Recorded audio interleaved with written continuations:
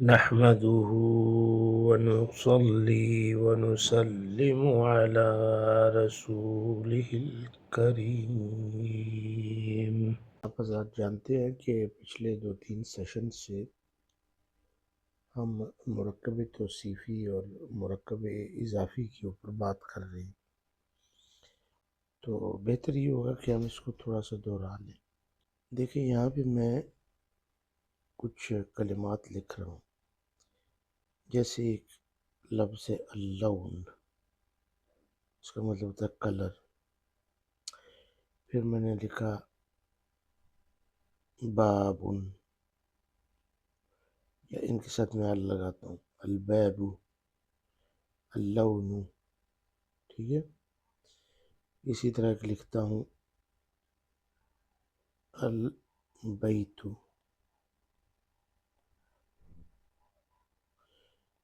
پھر میں لکھتا ہوں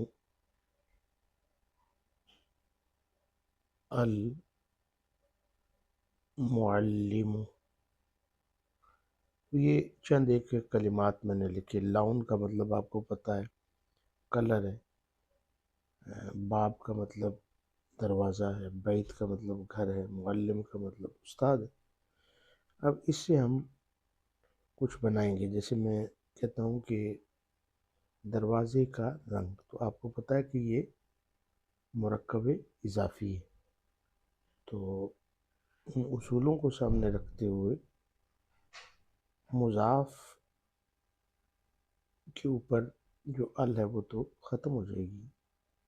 لون البابی، تو آپ نے دیکھا چونکہ مضاف بغیر ال کے ہوتا ہے، اس پہ ال نہیں داخل ہوتا، وہ جو مضاف الیہ ہے وہ مجرور ہوتا ہے، تو ہم نے اس کو زیر دے دی۔ ابھی یہاں پہ ان دونوں سے میں بنانا چاہتا ہوں کہ ٹیچر کا گھر، کیا کہوں گا؟ بیت المعلمی، یہاں پہ بھی زیر آئے گا، معلمی، بیت المعلمی، استاد کا گھر، ٹیچر کا گھر۔ اچھا، ابھی میں ان تینوں کو ملا کے یہ کہنا چاہتا ہوں کہ گھر کے دروازے کا رنگ کیسے کہوں گا؟ Loan, loan. اب یہ جو بیچ میں آ گیا ہے یہ مضاف بھی ہے اور مضاف الیہ بھی ہے۔ لون کا یہ مضاف الیہ ہے اور بیت کا یہ مضاف ہوگا، تو اب اس میں دونوں رول اپلائی ہوں گے۔ پہلا رول تو یہ ہے کہ ال نہیں آئے گا، چونکہ یہ ابھی مضاف بھی بن رہا ہے۔ دوسرا رول یہ ہے کہ چونکہ مضاف الیہ بھی ہے تو اس کی جو جری حالت ہے یہ برقرار رہے گی، ہم کہیں گے باب بی، یہاں پہ ہم لگا دیں گے البیت، البیتی، ٹھیک ہے۔ لون باب البیتی، گھر کے دروازے کا رنگ۔ تو یہ بیچ میں جو آیا ہے یہ مضاف بھی ہے مضاف الیہ بھی ہے، اس کے اوپر دونوں رول اپلائی ہوں گے۔ اب میں یہ کہنا چاہتا ہوں کہ استاد کے گھر کے دروازے کا رنگ، تو آپ دیکھیں کہ یہ جو اب بیچ میں آ گیا ہے تو یہ مضاف الیہ تو ہے لیکن یہ اگلے کا مضاف بھی بن رہا ہے، تو آپ کیا کہیں گے؟ لون باب، ال ہٹا دیں گے، بیت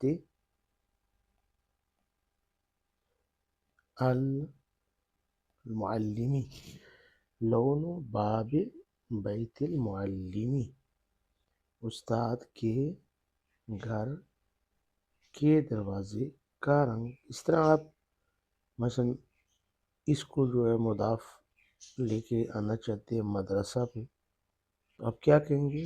یہ ال ہٹا دیں گے، یہ ال ہٹ جائے گا، کیا ہو جائے گا؟ لون باب بیت معلم المدرسہ، اسکول کے استاد کے گھر کے دروازے کا رنگ۔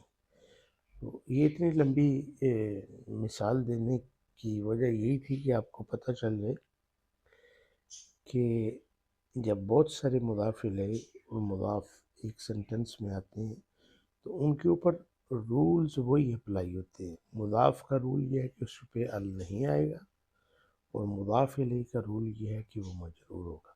یہ دو باتیں اگر آپ نے یاد رکھی تو پھر آپ کے لیے یہ آسان ہو جائے گا۔ ابھی دیکھیں انہی مثالوں کو میں لیتا ہوں، جیسے میں نے لکھا ایک لفظ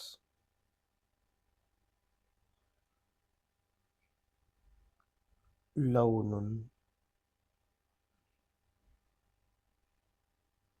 باب،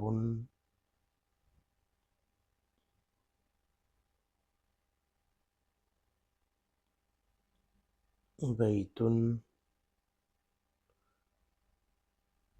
معلم۔ یہ کچھ لفظ ہیں نا جیسے پہلے لکھے تھے۔ تو ابھی میں جیسے ہم نے بنایا تھا لون نل بابی، لون البابی، دروازے کا رنگ۔ ابھی میں اس کی صفت لانا چاہتا ہوں باب کی، میں کہتا ہوں کہ نئے دروازے کا رنگ، تو یہاں پہ میں لگاؤں گا الجدید، الجدید، اور نیچے زیر لگا دوں گا لون الباب الجدیدی، تو یہ اس کی صفت بن گئی۔ اگر یہ نئی میں لون کی طرف لے کے جانا چاہوں، یعنی میں کہوں کہ دروازے کا نیا رنگ، تو پھر مجھے یہ مٹا کے یہاں سے تو یہاں پہ پیش لگانا پڑے گا لون الباب الجدید۔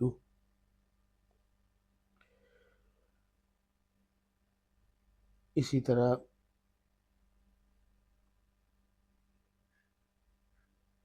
اگر لون کو میں کر دوں الوان، یعنی جمع کر دوں، اور آپ کو پتہ ہے کہ الوان جو ہے، الوان یہ جمع مکسر ہے، ٹھیک ہے، الوان البابی، دروازے کے کلرز، رنگ، تو یہ جمع مکسر ہے۔ تو اب اگر میں یہاں پہ یہ جدید اس کی صفت لانا چاہوں، یعنی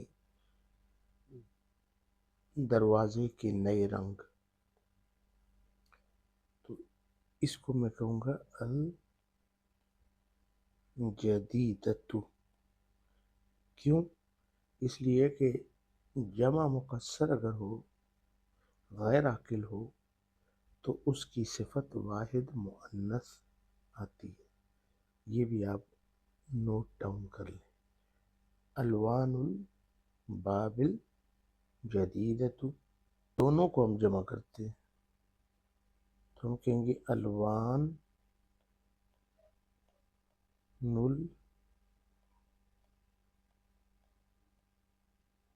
الابوابی، الوان الابوابی، دروازوں کے رنگ۔ اب اس کی آپ نے ایڈجیکٹو لانا ہے، اس کو ڈسکرائب کرنا ہے، اس کی صفت لانی ہے، اس کی نعت لانی ہے۔ آپ کہتے ہیں دروازوں کے نئے رنگ، تو یہاں پہ الجدیدۃ،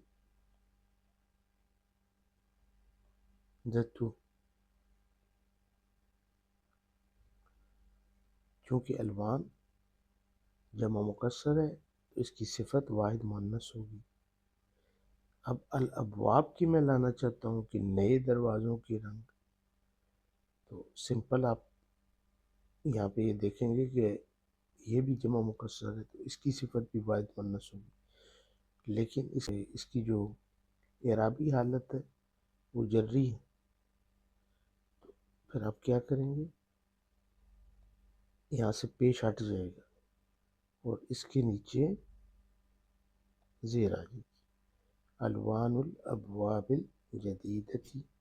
مثلا یہ دو لفظ لکھتا ہوں، البیوت، اور ساتھ لکھتا ہوں المعلمون۔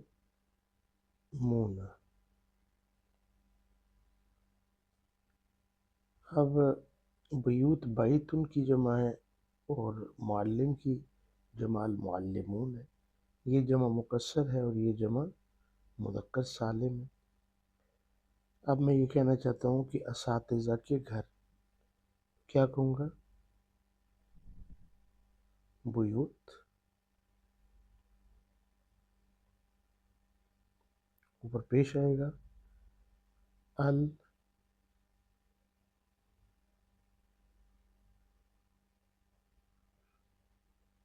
المعلمین، بیوت المعلمین، کیونکہ آپ کو پتا ہے کہ جمع مذکر سالم کے دو وزن ہیں، معلمون معلمین۔ تو معلمین کیوں میں نے کہا، کیونکہ یہ یہاں پہ جری حالت ہے، اضافت میں جب مضاف الیہ آتا ہے تو وہ مجرور ہوتا ہے، اس لیے یہاں پہ معلمون کہنا غلط ہوگا، مجھے کہنا پڑے گا المعلمین، بیوت المعلمین۔ اب میں لانا چاہتا ہوں بیوت کی صفت، اور میں کہنا چاہتا ہوں کہ اساتذہ کے نئے گھر، تو آپ کو پتا ہے نئے کے لیے جدید آتا ہے، تو یہاں پہ میں کیا کہوں گا، یہاں پہ کہوں گا الجدیدہ،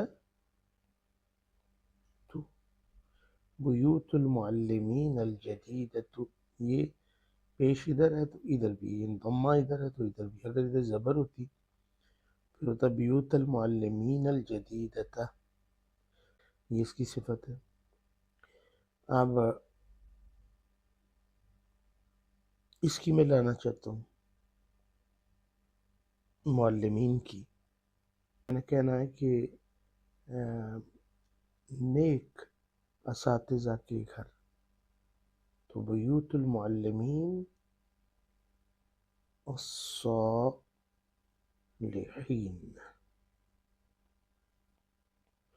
بیوت المعلمین الصالحین۔ آپ نے دیکھا ہے کہ صفت اپنے موصوف کے مطابق ہوتی ہے، یہ حالت جری میں ہے تو یہ بھی حالت جری میں، ایسا نہیں ہو سکتا کہ میں کہوں الصالحون۔ اچھا، یہ ایک امپورٹنٹ بات تھی۔ اب ہم آگے چلتے ہیں اپنے درس کی طرف۔ یہاں پہ میں آپ کو ایک نئی چیز سکھاؤں گا، الکتاب الجدید۔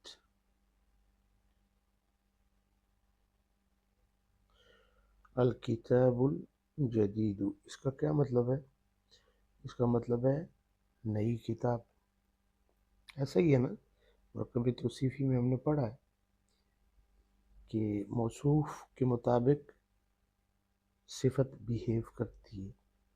اب دیکھیں نا، الکتابو کے اوپر ال ہے اور پھر جدید کے اوپر بھی ال ہے، اس کا کیا مطلب ہے، اس کا مطلب ہے the new book, the new بک، اور اگر ال دونوں ہٹا دوں تو کیا ہوگا، کتاب جدید، آ نیو بک۔ اب اس میں مثال کے طور پہ اس کا ال میں ہٹا دیتا ہوں، یہ والا، اس کو پھر میں دوبارہ لکھتا ہوں، الکتاب الجدید، الکتاب الجدید، اس کو میں نے دوبارہ لکھا، اس کا میں ال ہٹا دیتا ہوں تو یہاں پہ کیا آئے گا؟ تنوین آ جائے گی نا. الکتاب جدید. اب یہ پورا ایک سینٹنس بن جائے گا. یہ جملہ اسمی ہے، نومینل سینٹنس ہے. اس کا مطلب ہے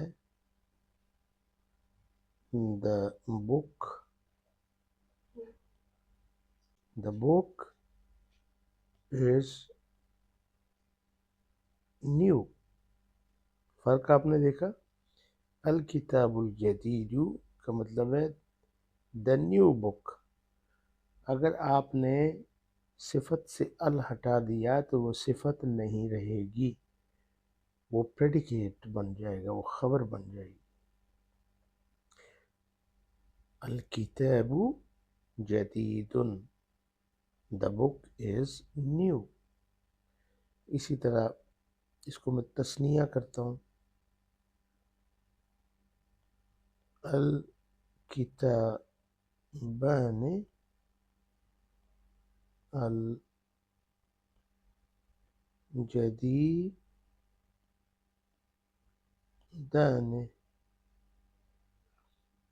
اس کا کیا مطلب ہے؟ اس کا مطلب ہے ٹو نیو بکس. الکتابان الجدیدان، ٹو نیو بکس.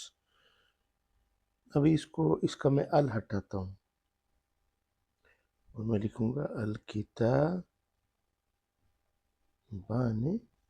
جدیدان. اب اس کا کیا مطلب ہے؟ اس کا مطلب ہے ٹو بکس آر نیو.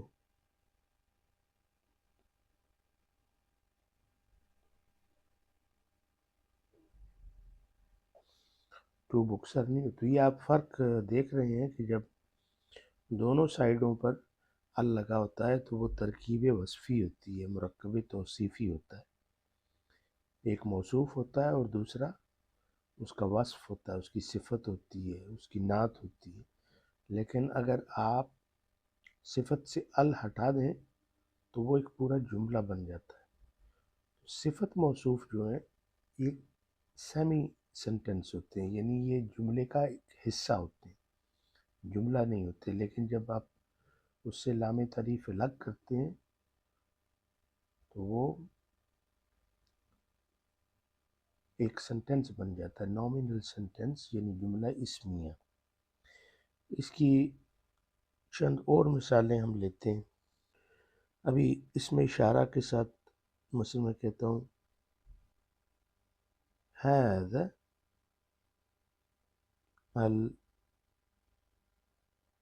القلم. ابھی دیکھیں ہاذا جو ہے یہ اس میں اشارہ ہے، اور اس میں اشارہ آپ نے پڑھا ہے نا کہ یہ معرفہ کی ایک قسم ہے، یہ نکرہ نہیں ہے. تو اس کا مطلب ہے کہ ہمارا جو موصوف ہے وہ آلریڈی معرفہ ہے. تو اس لیے جو اس کی صفت ہے اس کے اوپر ہم نے ال لگایا. یہاں پہ ہم ال نہیں لگا سکتے، یہ بات یاد رکھیں. اس لیے کہ یہ ہاذا مبنی ہے، اس کی شکل ایک جیسی رہتی ہے. اعراب میں اس کی کوئی بھی حالت ہو یہ ہاذا ہی رہے گا. تو چونکہ یہ معرفہ ہے اس لیے جو اس کی صفت ہے جو مشار الیہ ہے اس کے اوپر ہم نے ال لگایا. تو یہ ہو گیا ھذا القلم. تو ھذا جو ہے یہ اس میں اشارہ ہے اور یہ القلم اس کی صفت. اب اگر میں یہ ال ہٹا دوں اور میں یہ کہوں ھذا قلم، ظاہر ہے کہ تنوین واپس آئے گی نا. یہ جو ال ہے جب ہٹایا تو تنوین واپس آئی. اس کا کیا مطلب ہے؟ اس کا مطلب ہے دس از اے پین. یہ ایک پورا جملہ بنا، یہ ایک پورا جملہ ہے، یہ جملہ نہیں ہے. اس کا مطلب ہے دس پین، اور اس کے بعد آپ خاموش ہو گئے. آپ نے اس کی خبر نہیں دی. اس کی جو پریڈیکیٹ ہے پریڈیکیٹ وہ آپ نے نہیں دیا، تو آپ نے کہا هذا القلم this pen، هذا قلم this is a pen۔ اسی طرح میں کہوں هذه الشجرة، هذه الشجرة، تو یہ بھی اس کی ایک صفت ہے۔ اس کا مطلب کیا ہے؟ اس کا مطلب ہے this tree، پورا جملہ نہیں ہے۔ ال ہٹاؤں گا تو کیا ہو جائے گا؟ هذه شجرة، اب یہ پورا ایک سنٹینس بن گیا، جملہ بن گیا۔ This is a tree۔ ابھی میں کوئی جمع مکسر لے کے آتا ہوں، جیسے جبال ہے، اس کے ساتھ کیا لگاؤں گا؟ اس کے ساتھ بھی هذه، هذه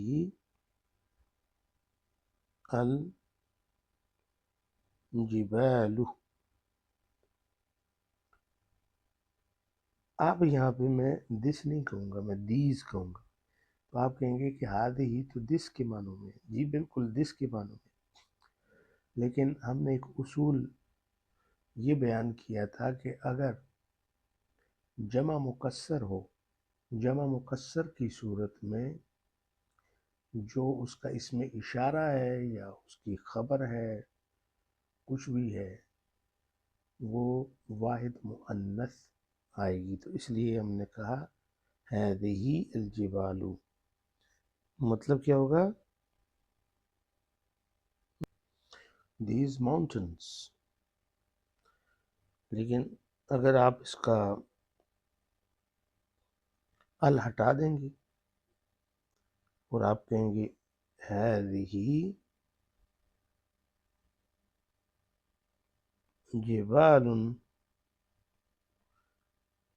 پھر اس کا کیا مطلب ہوگا؟ these are mountains، یہ پہاڑ ہیں، تو پھر ہیں کے معنی آ جائیں گے، these are mountains۔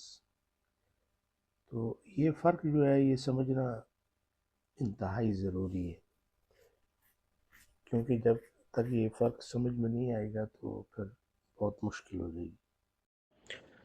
یہ اسکرین کے اوپر آپ ایک ایکسرسائز دیکھ رہے ہیں، اگر آپ اسکرین شاٹ لے لیں تو آپ کے لیے آسانی ہوگی، تو اس کا آپ ترجمہ کریں اور کوشش کریں، انشاءاللہ آپ کر لیں گے، کیونکہ یہ ساری چیزیں تقریباً ہم سیکھ چکے ہیں، اور ذہن کو استعمال کرتے ہوئے اس ایکسرسائز کو کیجیے گا انشاءاللہ۔ تو ابھی تک آپ نکرہ، معرفہ، مذکر مؤنث، اور اسی طرح جمع مذکر سالم، جمع مؤنث سالم، جمع مکسر، اس کے بارے میں آپ کافی کچھ سیکھ چکے ہیں۔ پھر اس میں مرکب توصیفی ہے، اس پہ ہم نے تفصیل سے گفتگو کی، وہ آپ کی سمجھ میں آ گیا۔ پھر اس کے بعد مرکب اضافی ہے، پھر ان دونوں کا آپس میں ایک امتزاج ہے، تو یہ چیزیں ابھی آپ کو سمجھ آ رہی ہیں۔ جیسے جیسے ہم آگے بڑھتے چلے جائیں گے تو یہ چیزیں خود بخود دہرائی جائیں گی، ریوائز ہوں گی، تو جب ریوائز ہوں گی تو پھر انشاءاللہ یہ ذہن نشین بھی ہوتی چلی جائیں گی۔ تو جملہ اسمیہ کے بارے میں آپ نے سیکھا، اور بتانا یہ مقصود تھا کہ عربی زبان میں جملے کی دو قسمیں ہوتی ہیں،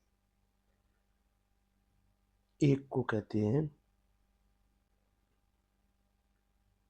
الجملۃ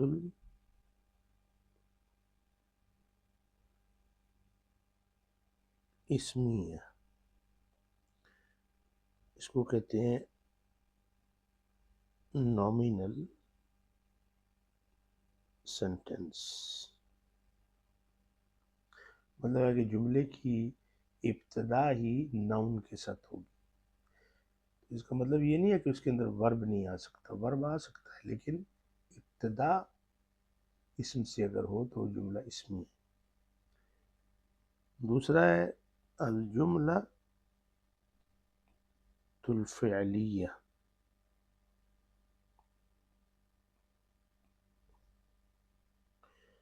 اس کو کہتے ہیں وربل سینٹینس۔ تو اس کی جو ابتدا ہے وہ ورب سے ہوتی ہے۔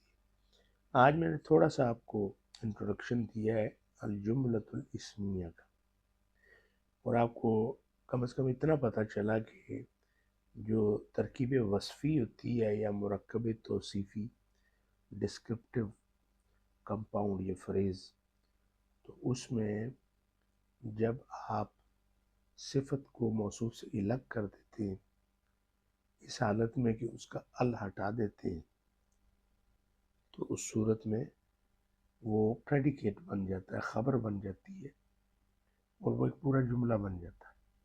ورنہ صفت اور موصوف یعنی مرکب توصیفی یہ جملہ نہیں ہوتے، یہ جملے کا ایک حصہ ہوتے۔ تو جملہ اسمیہ بنانا بھی آپ نے سیکھ لیا۔ چند ایک مثالیں، جیسے جمع میں کہوں ہؤلائی، یہ آپ کو پتہ ہی ہے اس میں اشارہ ہے اور جمع کے لیے استعمال ہوتا ہے، جمع مذکر کے لیے بھی اور جمع مؤنث کے لیے بھی۔ تو میں کہوں گا ہؤلائی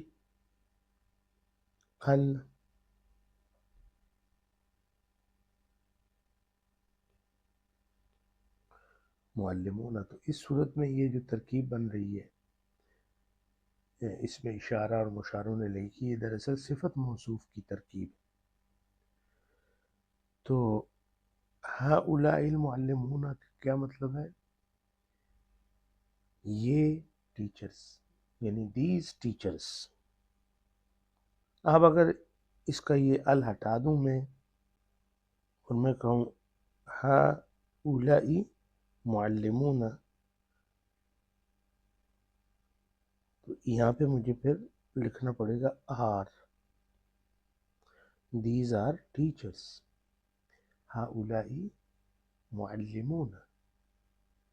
اسی طرح آپ کہہ سکتے ہیں ہؤلاء المعلمات، دیز فیمیل ٹیچرز، تو جملہ نہیں ہے، لیکن آپ ال ہٹائیں گے تو کیا کہیں گے؟ ہؤلاء معلمات، دیز آر فیمیل ٹیچرز، ہؤلاء الطلاب، دیز اسٹوڈنٹس، ہؤلاء طلاب، دیز آر اسٹوڈنٹس، ہؤلاء الطالبات، دیز فیمیل اسٹوڈنٹس، ہؤلاء طالبات، دیز آر فیمیل اسٹوڈنٹس۔ یہ چیزیں جو ہیں یہ سمجھنے کی ضرورت ہے۔ جیسے ابھی میں کہوں ذالک الرجل، اس کا کیا مطلب ہے؟ ذالک الرجل، دیٹ مین۔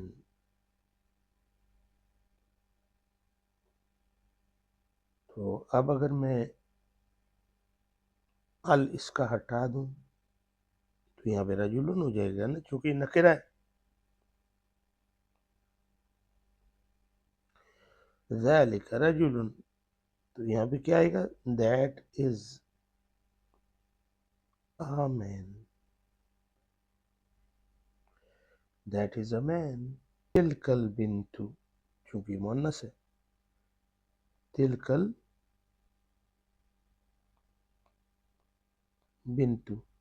تو اس کا کیا مطلب ہوگا؟ دیٹ گرل، دیٹ گرل، چونکہ تلکا ہے نا، بنت مؤنث ہے تو اس کا جو اس میں اشارہ ہے وہ بھی مؤنث استعمال ہوگا. رجل میل ہے تو اشارہ بھی میل ہوگا، یعنی ذالک. تلک البنت، دیٹ گرل. تو ابھی میں ال ہٹا دوں تو کیا ہوگا؟ تلک بنت، دیٹ از اے گرل. اسی طرح دور کا اشارہ، جیسے میں کہوں اولئک،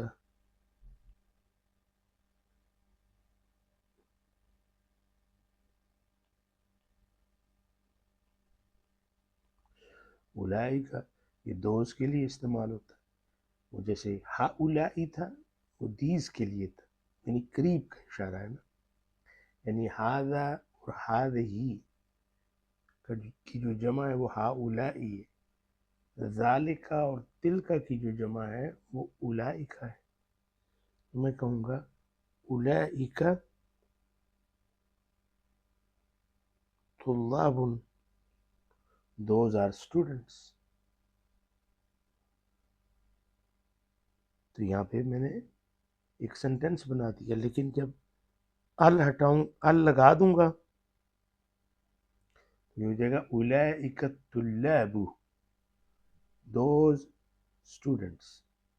یہ جملہ نہیں ہے، یہ کسی جملے کا حصہ ہو سکتا ہے. اسی طرح میں کہوں اولئک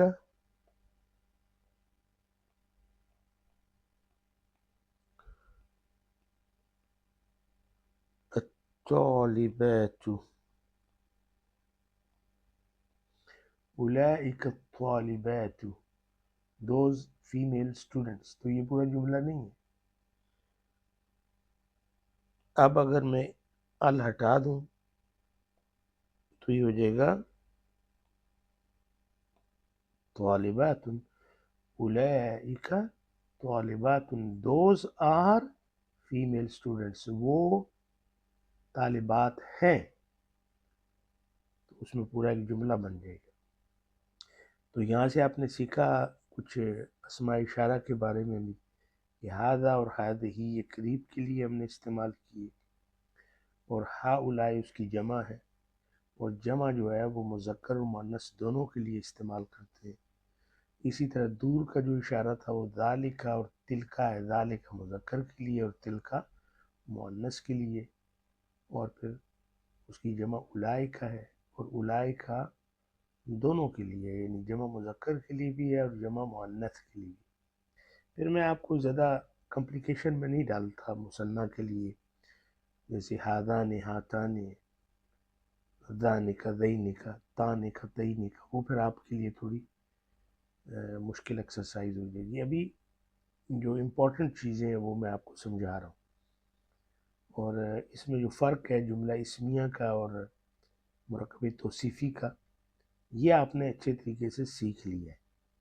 اس کے اوپر مزید آپ ایکسرسائز کریں، تو جتنی ایکسرسائز کریں گے اتنا آپ کے ذہن نشین ہوتا چلے جائے گا، اور یہ پھر چیزیں ہم بار بار دہرائیں گے بھی. تو فکر مند ہونے کی ضرورت نہیں. آج کے لیے اتنا ہی کافی ہے. وما علینا الا البلاغ.